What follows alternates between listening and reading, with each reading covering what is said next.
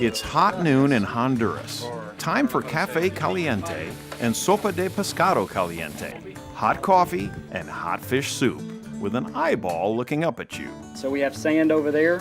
We'll be using that sand, sifting it, washing it, getting the materials ready to take it to the community of Rio Platano when we install the filters. For a week, we've joined His Hands Mission International, helping Joel Aycock deliver clean drinking water and the gospel of Jesus Christ to a very remote part of the world. As a teenager, he and his family served on mission trips to Honduras.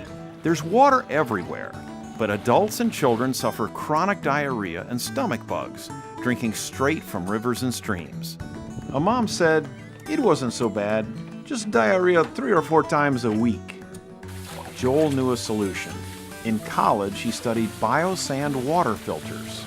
In 2007, he and his brother Nathan loaded a pickup with molds to make water filters and drove 2,600 miles from Alabama through Mexico and Guatemala to El Paraiso in the mountains of Honduras.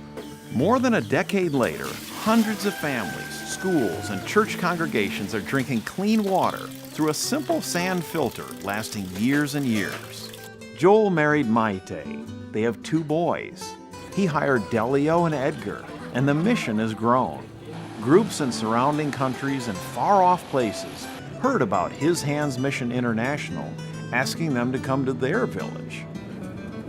After a remote plane ride to a dirt landing strip, we've arrived at Bruce Laguna International Airport near the Atlantic Ocean. From this point forward, you must trust God and show faith to the people around you. And God showed up right away.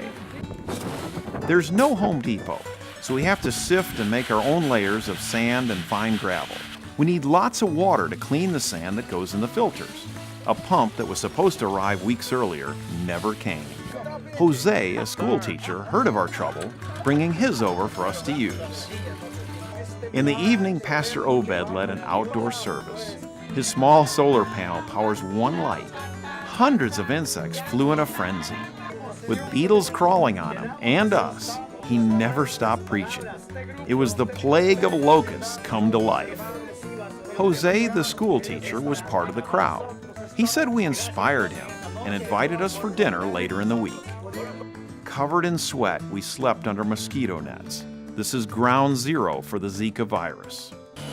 Fluid Troll, a company in Huntsville, Alabama, offered to make fiberglass filters, donating them to His Hands Mission International. They're much lighter and stackable. We thought Bruce Laguna was remote. Then Captain Barry Woods carried us nearly 2 hours across the lagoon through a hand-chopped canal. Barry wore Carnival Cruise overalls, holding the gas line with his toes. Our destination, Rio Platano, sits on the Mosquito Coast, the village that time forgot.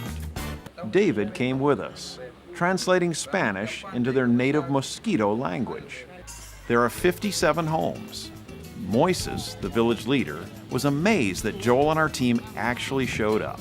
They've been made many promises before that never came to be. When class was dismissed at the escuela, the children flocked to team member Steve, laughing and giggling at his animated entertainment. Moises' daughter Orlinda got her medical degree, returning to be the village doctor. She knew clean water would help her work and the community. After a hot day installing filters, we cleaned up in the brackish water of the Rio. Jeff forcefully baptized Felipe. We asked the village leader if we could show a video about Jesus. He didn't know what a video was, but he said it would be okay. At first, only children showed up to see the film. Soon the crowd grew and grew to well over 100. They were mesmerized. It was the first time any of them had ever seen a movie in their own Mosquito language.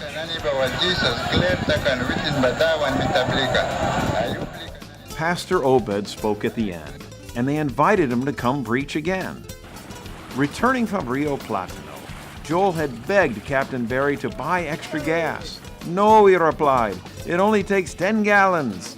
We ran out half a mile from shore. After floundering for some time, we hailed one lone boat who rescued us. Praise the Lord. Back in Bruce Laguna, school teacher Jose had us over for supper. After hearing how the movie was such a success in Rio Platano, he asked if we could show the Jesus movie in his yard. He said that few people go out after dark, but it was worth a try. We filled the humid night air with guitar music and sounds of the movie. The crowd grew and grew. Hymns were sung. Pastor Obed and Delio preached with great energy. People gave their life to Christ. We were inspired. Pastor Obed was beaming. Teacher Jose said it was one of the most amazing events his family had ever been a part of. We were in a very remote place where many things could have gone wrong with no safety net. But God showed up, showing himself to all of us, showing us how not to worry, step out of the boat in faith, and he'll provide.